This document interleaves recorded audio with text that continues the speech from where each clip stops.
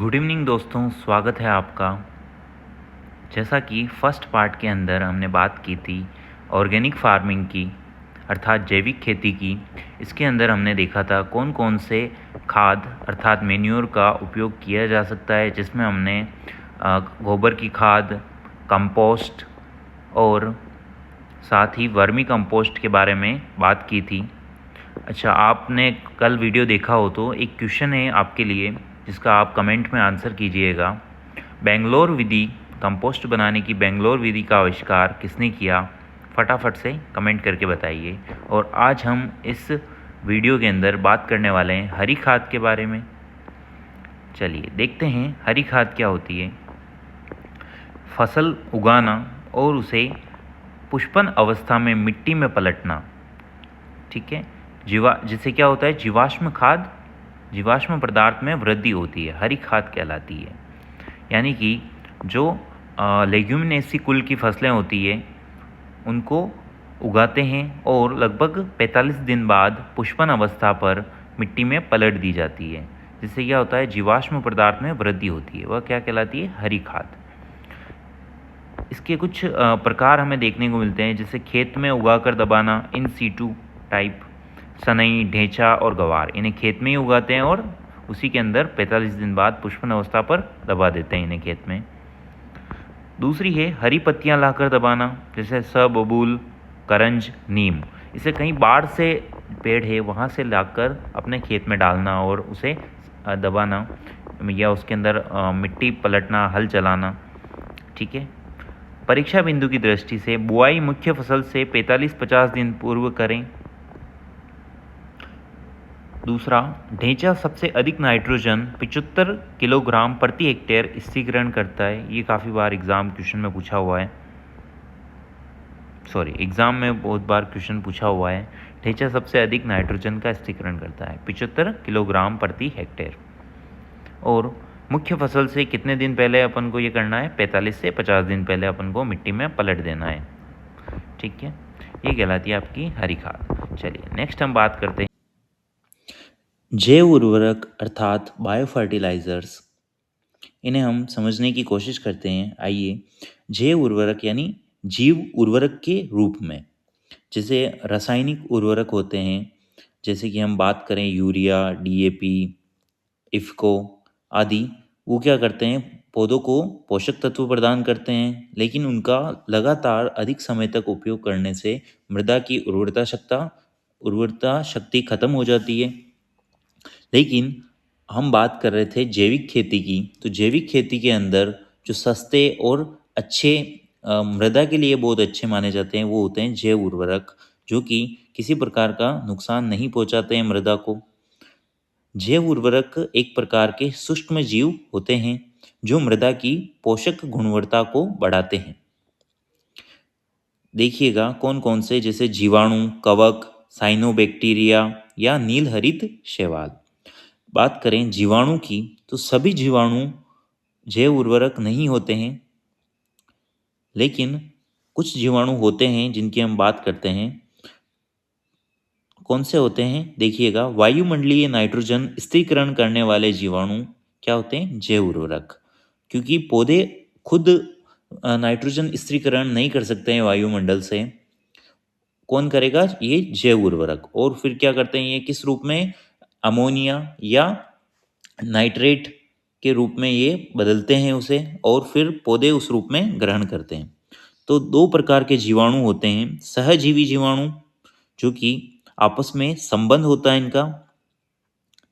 जैसे हम बात करें लेग्यूमिनेसी पौधों की ग्रंथीय जड़ों में, जब अपन राइजोबियम की बात करें, फर्स्ट इसका जो है उदाहरण सहजीवी जीवाणु का, तो लेग्यूमिनेसी पौधों की ग्रंथीय जड़ों में पाए जाते हैं ये, जो जैसे अपन किसी चने के अगर पौधे को उखाड़ते हैं तो उसके अंदर छोटी छोटी गठाने दिखाई देती है अपन को, उसके अंदर क्या पाए जाते हैं? ये राइजोबियम, जो कि वायुमंडल से नाइट्रोजन का स्थिरीकरण करते हैं।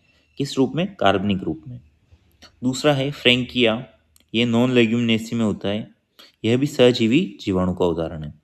दूसरे होते हैं मुक्त जीवी जीवाणु, फ्री लिविंग, जो फ्री लिविंग रहते हैं, किसी के साथ संबंध नहीं बनाते हैं, जैसे एजेटोबैक्टर, कॉटन फील्ड के अंदर कपास के खेत में डाला जाता है, मिट्टी में मिलाते हैं, जिससे कपास का उत्पादन में वृद्धि होती है।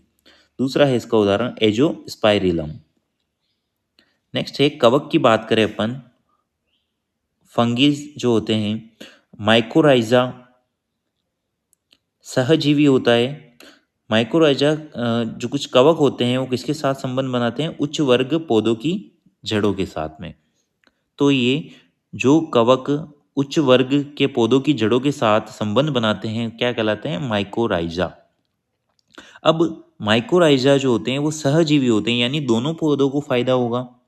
तो कवक से पौधों को क्या फायदा होगा, क्या प्राप्त होगा, तो मृदा से फास्फोरस अवशोषण करते हैं ये, जड़ जन्य रोग प्रतिरोधकता होती है, यानी जड़ से संबंधित रोग नहीं होते हैं, लवणता एवं सूखा प्रतिरोधकता उत्पन्न करते हैं, पादप की समग्र वृद्धि और विकास में सहायक होते हैं।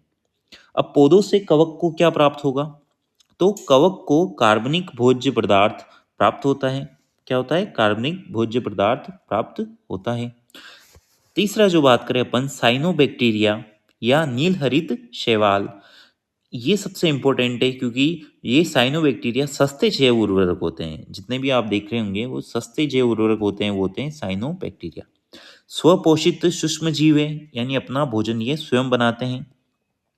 लेकिन इसके अंदर भी एक एक्सेप्शन है, अपवाद है। जैसे एनाबिना की बात करें, यह सहजीवी रूप में होता है एजोला फर्न के साथ, और ये भी पूछा जाता है, इसे काफ़ी बार अपन एजोला एनाबिना के नाम से भी देखते हैं। और कौन सी फसल में उपयोग किया जाता है, ये काफ़ी बार क्वेश्चन पूछा हुआ है। एनाबिना का उपयोग धान की फसल में करते हैं, ये भी नाइट्रोजन का स्थिरीकरण करते हैं। और दूसरा बात करें नॉन स्टॉक और एसिलेटोरिया, ठीक है। चलिए अपन ट्वेल्थ की बुक के हिसाब से भी देख लेते हैं कुछ पॉइंट्स। तो ट्वेल्थ की बुक में आपके लिख रखा है जैव उर्वरक एक उत्पाद है, यानी सूक्ष्म जीव होते हैं, ठीक है, जो क्या करते हैं, मृदा की क्रियाशीलता गुणवत्ता में वृद्धि करते हैं। बात करें इसके लाभ की, तो जैव उर्वरक से लाभ क्या होता है, जैव उर्वरक पौधों को नाइट्रोजन व फास्फोरस की आपूर्ति करते हैं। काफ़ी बार एग्जाम में पूछ लेते हैं जैव उर्वरकों के लाभ लिखिए, तो नाइट्रोजन और फास्फोरस की आपूर्ति करते हैं। ये पोषक तत्वों के सस्ते स्रोत हैं, और इनके उपयोग से फसलों की उपज में 20 से 40% तक वृद्धि होती है। बहुत ज़्यादा इंपॉर्टेंट है, कितने प्रतिशत वृद्धि होती है, 20 से 40%। नेक्स्ट है जैव उर्वरक एंटीबायोटिक उत्पन्न करते हैं, जिससे मृदा जनित रोगों का प्रभाव कम होता है, यानी रोग भी कम होते हैं, ठीक है। नीलहरित शैवाल एजोला नाइट्रोजन के अतिरिक्त सूक्ष्म पोषक तत्व लोहा, तांबा, मैग्नीज, जस्ता आदि उपलब्ध करवाते हैं। बात करें नाइट्रोजन स्थिरीकरण करने वाले जीवाणुओं के वर्गीकरण की, जैव उर्वरकों के वर्गीकरण में पहला है नाइट्रोजन स्थिरीकरण करने वाले जीवाणु। सहजीवी, जो मैंने बात की थी, दलहनी फसलों के साथ सहजीवी संबंध बनाते हैं, वो है राइजोबियम बैक्टीरिया। दलहनी फसलों के अलावा पौधों के साथ सहजीवी संबंध बनाते हैं एजोस्पाइरिलम, एजिटोबैक्टर। एजोस्पाइरिलम है ये, है ना, इसमें कंफ्यूज नहीं होना है।